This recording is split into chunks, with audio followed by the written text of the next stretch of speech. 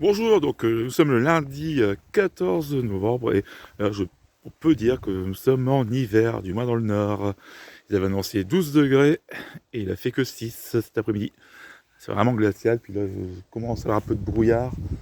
Donc voilà, donc on a eu une température entre 2 et 6 degrés dans la journée, peu d'amplitude thermique. Bon, on va dire c'est un temps classique qu'on peut avoir en décembre.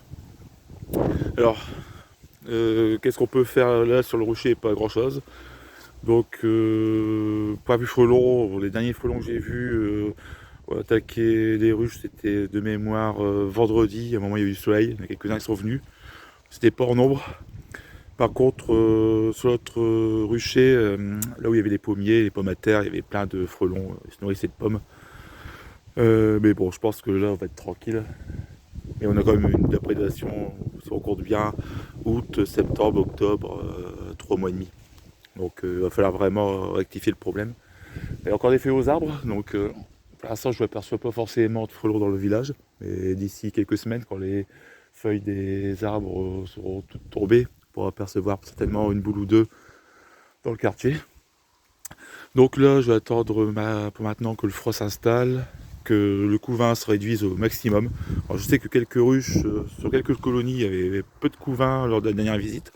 Ça concerne peut-être 3 colonies sur les 15. Par contre, les autres, on avait sur les peut-être l'équivalent de petits cadres.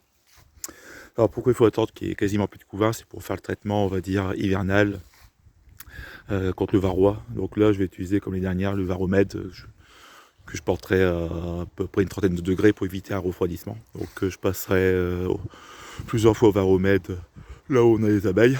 Je refermerai rapidement, il faut que ce soit rapide. Puis en même temps, je profiterai éventuellement pour remettre un pas de cordi aux colonies les plus faibles. Donc ça concerne en tout sur les 15, peut-être 3-4 colonies qui n'auront pas donné de miel cette année, avec des jeunes reines, et qui ne sont pas forcément bien développées.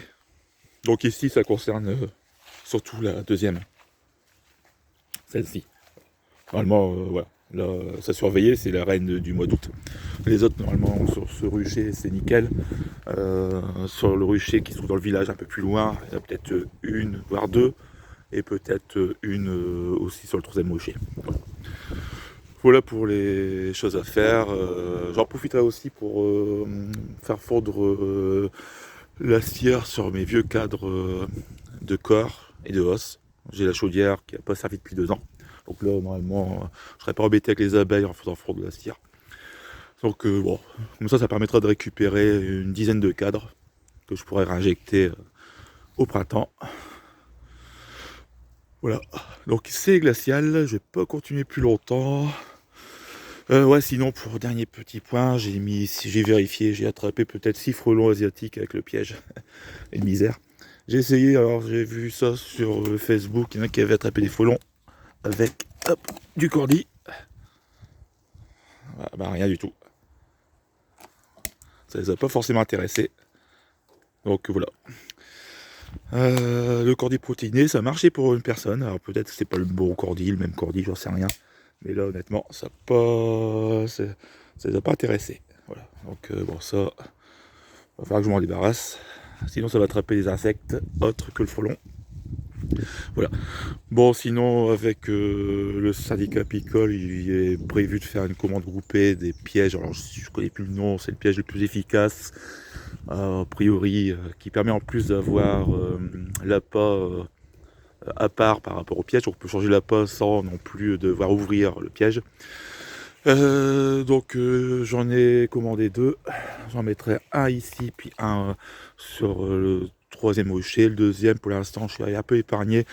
Je n'en mettrai pas forcément. Cette année, je verrai. Déjà avec 2, vu le prix, 70 € l'unité. Ça me permettra déjà de piéger au maximum ici. Après, bon.